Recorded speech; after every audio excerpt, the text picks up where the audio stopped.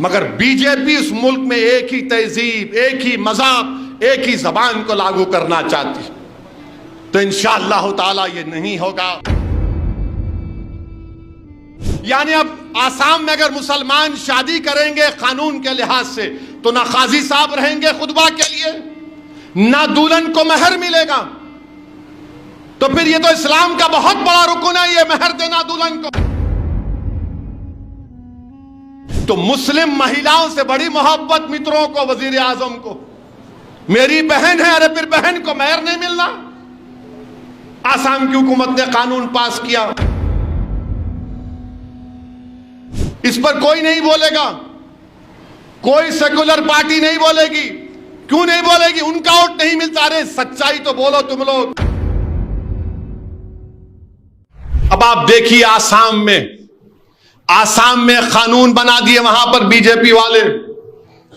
क्या कानून बनाए कि मुसलमानों की शादी का जो एक्ट है 90 साल पुराना कानून निकाल दिए।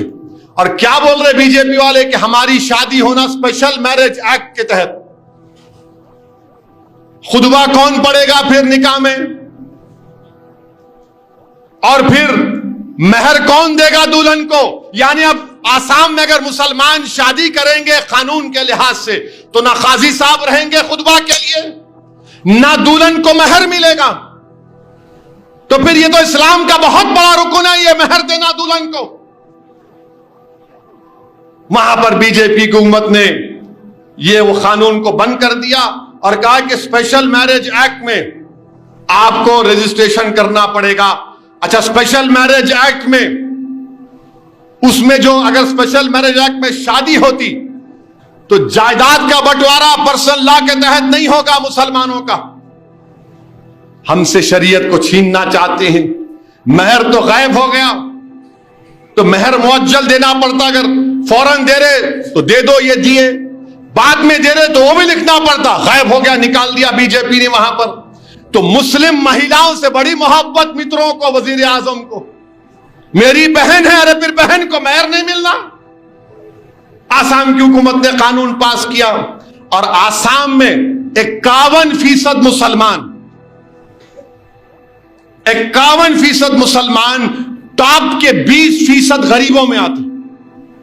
51% मुसलमान। और गैर मुस्लिम कितने आते? 1/3 खाली। और गरीबी की वजह से शादी होती। और फिर गवर्नमेंट का डेटा यह बोलता है कि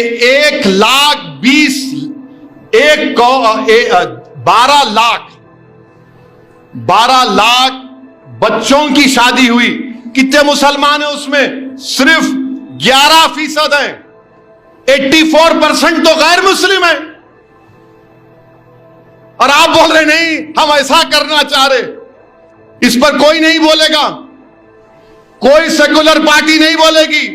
क्यों नहीं बोलेगी? उनका वोट नहीं मिलता। अरे सच्चाई तो बोलो तुम लोग। और फिर आसाम में, पूरे मुल्क में अगर किसी के मां के पेट में बेटी है तो अंग्रेजी का लफ्ज है फीटसाइड और इन्फेंटिसाइड की वजह से 1000 बच्चे पैदा होते तो 923 बच्चियां पैदा होती हैं। तो 2036 में सबसे ज्यादा मर्द रहेंगे, औरतें नहीं रहेंगे आसाम में। और 2019 से आसाम में बच्चियों की पैदाइश कम हो गई। तो अच्छा, और एक चीज, भारत के कानून के लिहाज से अगर कोई चाइल्ड मैरिज होती है तो शादी वॉइड नहीं होती। अंग्रेजी का वर्ड है वॉइड, यानी शादी नहीं, वॉइडेबल है। यानी वो बच्ची अगर बड़े होके बोले नहीं मैं शादी में नहीं चाहता, शादी हो रही थी हो, अभी वहां के बोल रहे मैं ऐसा कर दूंगा।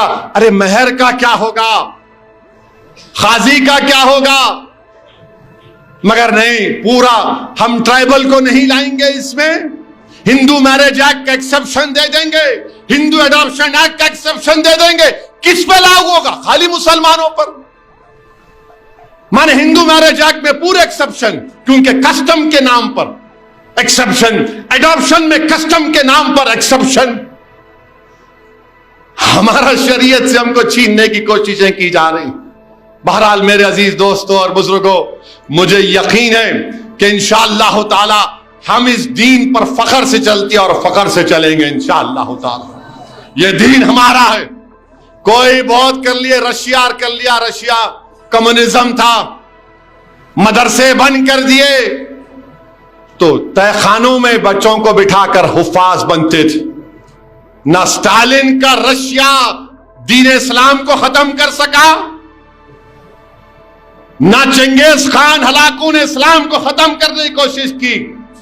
अब इन्हों आए हैं बीजेपी के लोग, नहीं हम इस्लाम में रिफॉर्म लेकर आएंगे। अरे तुम रिफॉर्म नहीं लाना चाहते हो, तुम हिंदुत्व को लागू करना चाहते हो। तुम भारत की तहजीब क्या है? इसकी भारत एक ऐसा मुल्क है जहां पर लोग कई मजहब को मानते हैं, कोई खुदा को भी नहीं मानते। यह मुल्क ऐसा है जहां पर एक जबान नहीं हजारों जबानें बोली जाती। यह मुल्क ऐसा है जहां पर एक तहजीब नहीं हजारों तहजीब है, मगर बीजेपी उस मुल्क में एक ही तहजीब, एक ही मजहब, एक ही जबान को लागू करना चाहती। तो इंशाअल्लाह ताला ये नहीं होगा। हम अपने दीन पर हमको और पहले से ज्यादा साबित कदम रहने की जरूरत है।